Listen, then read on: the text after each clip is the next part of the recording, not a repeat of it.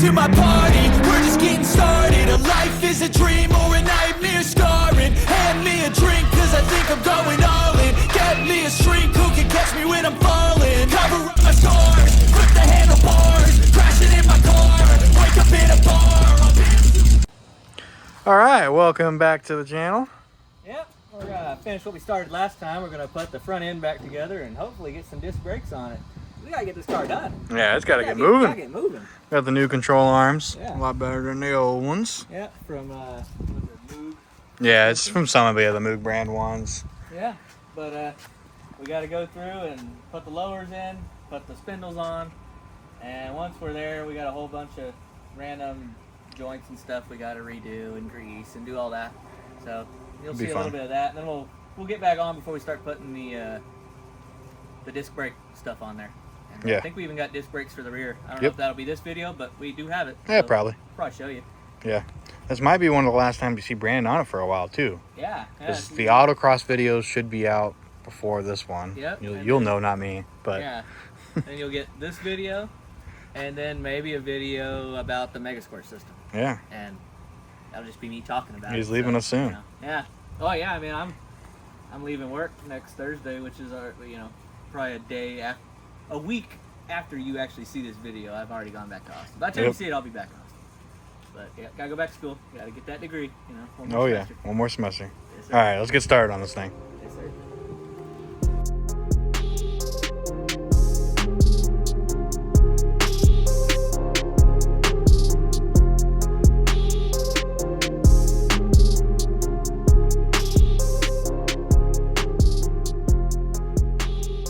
Well, here we are, guys. We got the lower control arm, first of all. We got that put back on.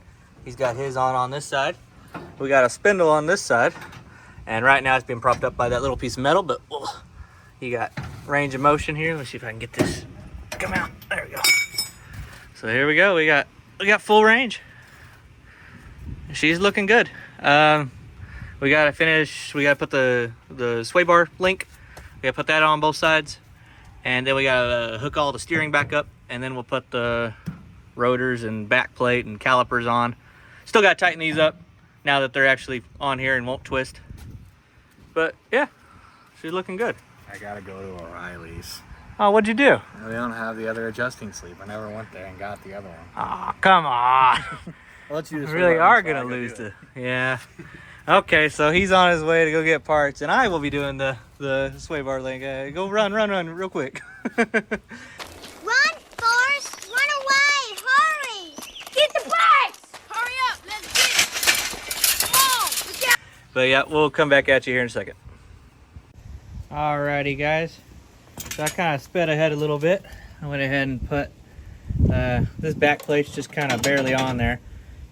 But just wanted to go over real quick. Sorry, I'm trying not to get my new camera thing all dirty, so I'm holding it in my shirt. But you see here we got the sway bar links in. And now I was just going to go ahead and put these guys in, and I'll set up the time lapse on the other side a little closer so you can see what I'm doing. But basically, in the case of these, they are stamped L, and get this one over here, R. Left-hand side of the car is the driver's side. Right-hand side of the car is the passenger side. Don't know why they didn't put D and P. I think that would make more sense. I think all car things should be like that, but that's for another story.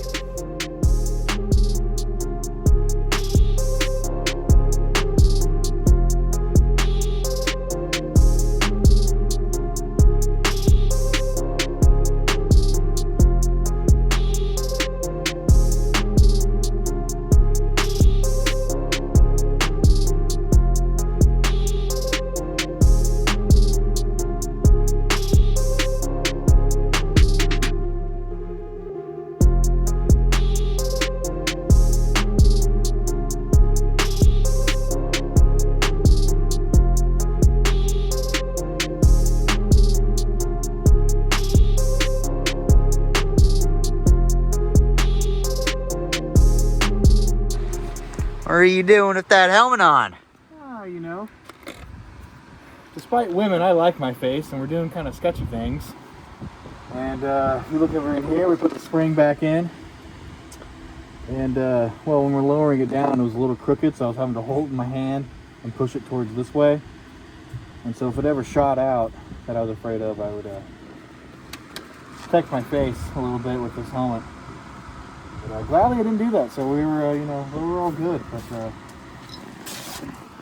this is pretty much again. We gotta get the shock in, and this side will be done, and then back to doing sketchy things on the other side. See you over there. Okay, after some magic, bada bing, bada boom. You're a wizard, Harry. Shock's in there, springs in there, disc brakes on there.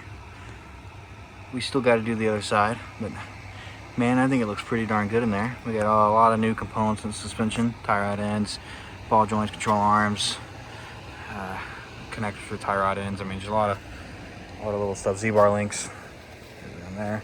So yeah, we gotta get to that side now. Keep on trucking. All right, it's bright and early this Friday morning. We got some flash rust. Get that off on the rotors. One thing we noticed, we got the spring upside down. We're not very bright. Might be broke, but we're also not very bright. Who's a moron? You're a moron. Yes, you are. Yes, you are. Kind of thought that this little rubber piece was on the bottom on the spring perch mount. It's not. It actually goes up to the top. So we're gonna have to go flip this spring around. So we gotta take all this back apart. But yeah, you know, sometimes you're not just, can't always be the smartest guy out there. But yeah, we'll flip the spring back upside the other way, and then we good. But the other side is correct. That's how I noticed. I was like, what if the spring could work better the other way around? And noticed it lined up way better that way. So, except for the shocks. Shocks need to come down. Hopefully when the car goes on the ground, the shock can find on its holes. If not, the shocks won't be able to go in until the motor goes in to add weight to bring it down. Kind of weird. The other side worked, but this one didn't. But we'll see.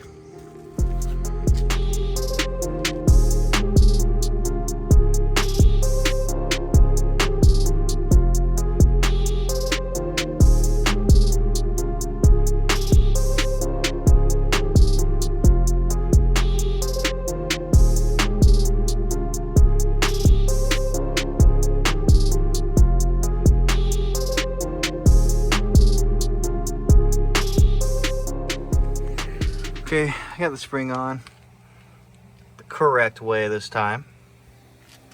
Explain how this tool works a little bit. So this drops down in there. See the little loops are gonna grab onto your spring once it goes down in there. Pick it up, and so you need, drop it down, show. Not a very good explainer. So this probably will be horrible, but you put shock mount, top of your strut tower on there, and then you'll bolt that on there, and then you'll crank on this, picking up the spring. That's pretty much the only way to do it on these strut tower cars. The other way is it picks up off the shock, like you unbolt off the control arm here, and it takes up the leaf spring perch with it. But I didn't have that. I had this, and it worked. Wasn't the greatest, but we do have a casualty wherever the shock went. It's over here.